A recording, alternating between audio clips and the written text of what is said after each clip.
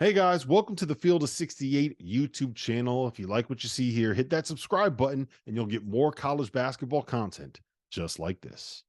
Came down in Gainesville, Alabama at Florida. Now, over the weekend, Florida's in position in Columbia, and they collapse again. They lose to South Carolina. And, they had Alabama in Tuscaloosa. They lost that game in overtime. So this felt like an unleashing tonight. Todd Golden's Gators win 105 to 87. Coach McCall, you said during the break, do we want to talk about non-existent defense? Uh, yeah, 105 by Florida. Alabama's been giving up 100 plus now multiple times in the recent weeks. How concerning is this for Bama?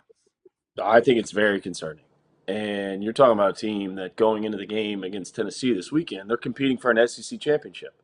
And this is after giving up 117 points on the road to Kentucky.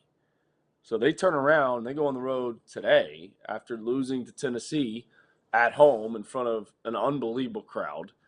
I guess probably every single celebrity that ever went to the University of Alabama or ever worked for the University of Alabama was in there. We had Nick Saban, Justin Thomas, the golfer, Kalen DeBoer was in there. I mean, everybody was in there. Tennessee goes in, finds a way to win that game, made plays down the stretch.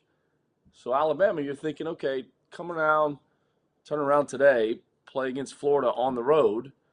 They're going to respond. They're going to play well. This is the second best team in the SEC. Give up 105.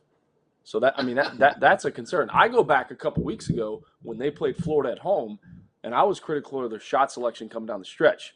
And they had that game. That game went into overtime. They were up 5 in overtime with a minute to go and came down and bombed threes.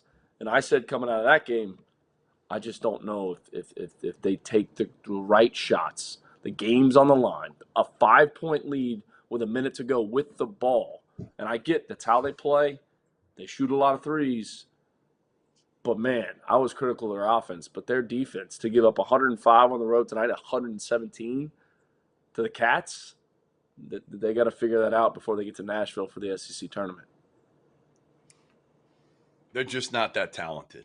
They're just not that good. Like, they've lost a lot of games early in the season. Their metrics were really good early because they played some teams tough, but they couldn't get over the hump. But ultimately, they have no rim protection, none whatsoever.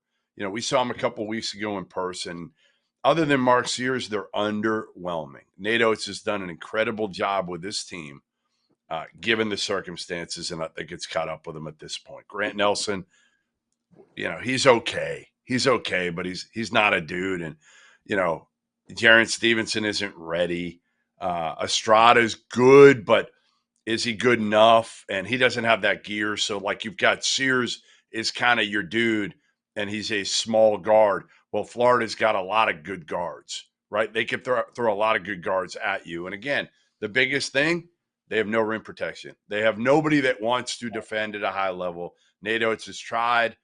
Even when we were there, we talked to him about it, and it's gotten worse since we were there. They played well against Texas A&M, and they just don't seem to give a shit, honestly, about guarding and trying to get better on that end. I couldn't agree with you more. And like Aaron Estrada's a gifted offensive player. If you watch Hofstra at all, they just don't. He didn't guard at all. He didn't guard at that level. What made people believe he was going to guard at the SEC level? And it translates. Like, here's the thing: if you don't have rim protection, sometimes you can maneuver your way through, right? McCall, but when your guards aren't the first line of defense and are letting dribble penetration happen at will, like Florida scored 105 points. If I said that to you two heading into the game, you might have said, okay, well, did Florida hit at least 9 or 10 threes? 14. You know what they did, though? They went to the line. They went to the line 46 times. 46 times. SEC record, Jeff. SEC Is record. It 46 times? Free throws they made 40. Was an SEC record. Getting to the 40, line. so making 40 had to be a record. Right. 46 times was a record. What does that say? And that's what everybody's going to do against Alabama, because you can. There's nobody there waiting for you So Private. I just think, again, when Charles Bediako left early for the NBA, and he was, I think, a two-way G League guy who got hurt this year. So, like, the decision didn't look so bad. He got it two-way. He made whatever $500,000 or was set to. But that was the killer. That was the killer for them more than anything else. Thank you for watching the Field of 68. If you've enjoyed what you've seen here, hit that like button, share this link with your friends, or check out the description for some other places that you can consume Field of 68 content.